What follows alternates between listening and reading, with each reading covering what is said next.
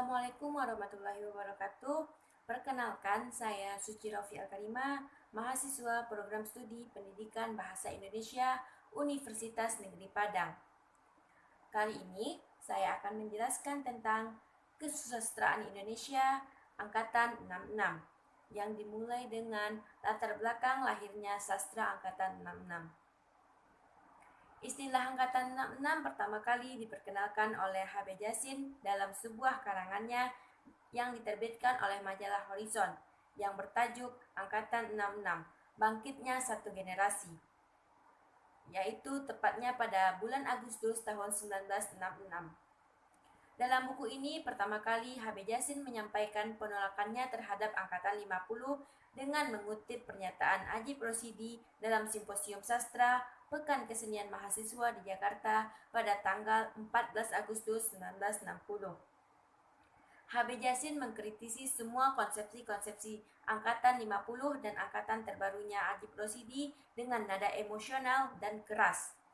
Alasan utama penolakan Angkatan 50 dan Angkatan terbaru ini adalah kedekatan massa dengan Angkatan sebelumnya, yaitu Angkatan 45, sehingga tidak ada konsep yang berlainan dengan Angkatan sebelumnya tersebut. Secara politis, lahirnya Angkatan 66 dilatar belakangi oleh pergolakan politik dalam masyarakat dan penyelewengan pemimpin-pemimpin negara yang tidak memiliki moral, agama, dan rasa keadilan demi kepentingan pribadi dan golongan. Penyelewengan tersebut antara lain pelanggaran terhadap Pancasila sebagai dasar negara dan Undang-Undang Dasar 45 dengan memasukkan komunis sebagai sebuah nilai keindonesiaan yang tentu saja melanggar sila pertama. Selain itu, pengangkatan Soekarno sebagai presiden seumur hidup juga tidak sesuai dengan prinsip demokrasi. Hal-hal tersebutlah yang membuat negara menjadi semakin terpuruk dan rakyat semakin menderita. Akhirnya, dengan semangat kebangkitan Angkatan 66, masyarakat menolak kebudayaan yang didominasi oleh politik. Perlawanan ini dilakukan oleh semua kalangan yang diawali oleh gerakan mahasiswa selain pemberontakan-pemberontakan di daerah-daerah seluruh Indonesia. Peristiwa politik tersebut berimplikasi pada paham sastra yang berkembang pada masa tersebut. Terdapat dua kelompok, yaitu golongan penulis yang terkumpul dalam lekra dan golongan para seniman penanda tangan manifest kebudayaan.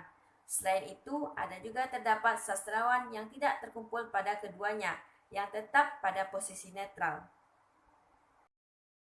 Selanjutnya tentang Lembaga Kebudayaan Rakyat. Lembaga Kebudayaan Rakyat atau dikenal dengan akronim LEKRA merupakan organisasi kebudayaan sayap kiri di Indonesia. LEKRA didirikan atas inisiatif D.N. Aidir, Nyoto, M.S. Asar, dan A.S. Darta pada tanggal 17 Agustus 1950. LEKRA mendorong seniman dan penulis untuk mengikuti doktrin realisme sosialis. LEKRA didirikan sebagai respon terhadap gerakan gelanggang sosialis nasionalis dengan A.S. Darta sebagai sekretaris jenderal pertama.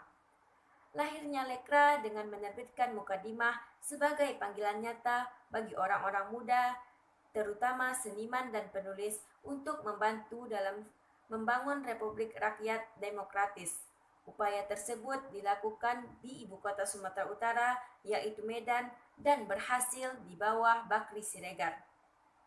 Pada tahun 1956, LEKRA merilis mukadimah lain berdasarkan realisme sosialis yang disebut seni untuk mempromosikan kemajuan sosial dan mencerminkan realitas sosial, bukan mengeksplorasi jiwa manusia dan emosi. LEKRA mendesak seniman untuk berbaur dengan orang-orang agar lebih memahami kondisi manusia. Mulai tahun 1962, LEKRA semakin vokal terhadap orang-orang yang dianggap melawan gerakan rakyat, termasuk penulis dan pimpinan agama Haji Abdul Malik Karim Amrullah atau yang kita kenal dengan sebutan Hamka, dan dokumentarian H.B. Jassin. Hamka dan Jassin dikritik oleh LEKRA karena mendukung manifest kebudayaan. Selanjutnya adalah manifest kebudayaan. Pada awal Agustus 1963, Di Bogor dan di Jakarta diadakan pertemuan-pertemuan antara tokoh budaya, pengarang, dan seniman lainnya untuk membahas manifest kebudayaan.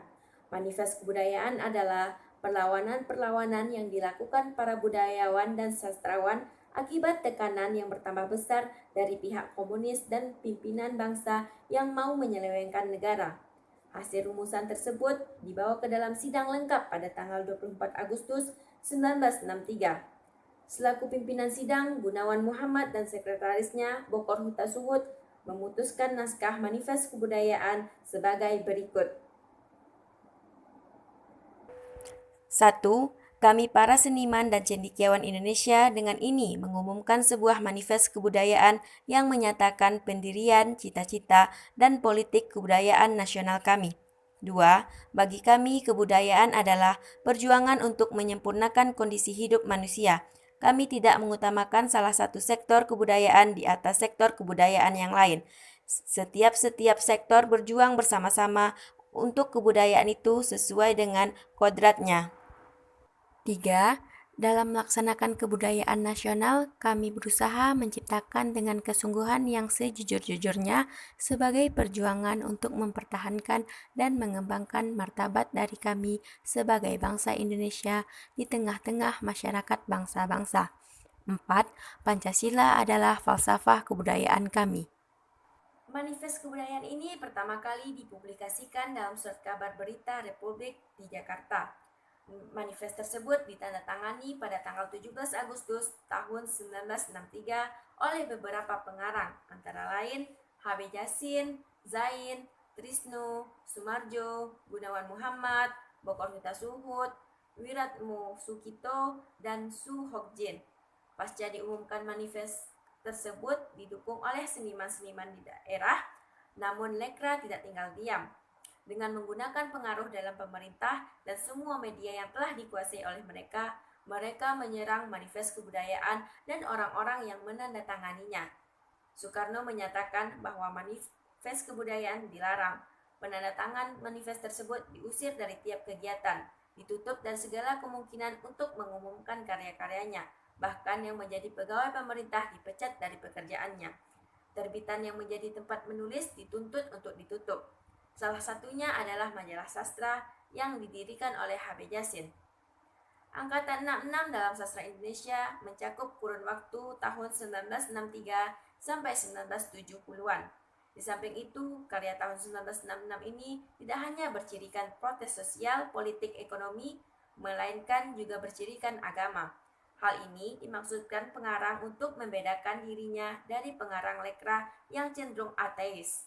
Hal ini dapat dilihat dengan jelas pada karya Taufik Ismail yang semula menulis puisi demonstrasi, kemudian menulis puisi-puisi yang bersumber dari tarik dan hadith.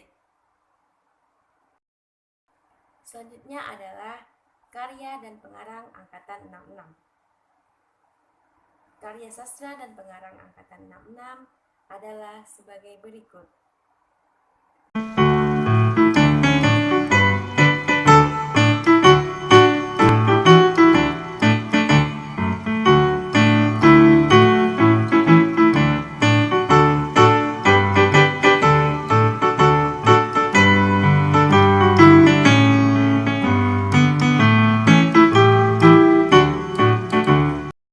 Selanjutnya adalah karya yang terkenal pada angkatan 66, yaitu ada Pagar Kawat, karya Mukhtar Lubis, Tirani dan Benteng, sebuah antropologi puisi oleh Taufik Ismail, Parkis, karya Gunawan Muhammad, Para Priayi, karya Umar Khayyam, Mata Pisau dan Peluru Kertas, karya Sapardi Djoko Damono.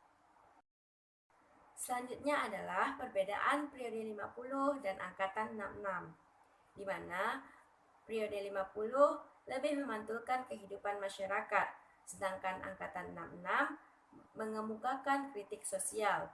Pada periode 50, dominasi cerita pendek dan kumpulan puisi, sedangkan angkatan 66, karya sastra lebih beragam, seperti ada prosa, cerpen, puisi, dan artikel.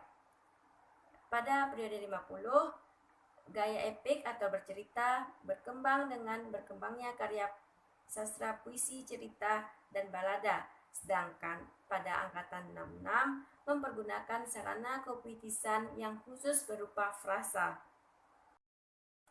Nah, itu dia tadi penjelasan tentang kesusastraan Indonesia angkatan 66. Jangan lupa like, komen, share, subscribe.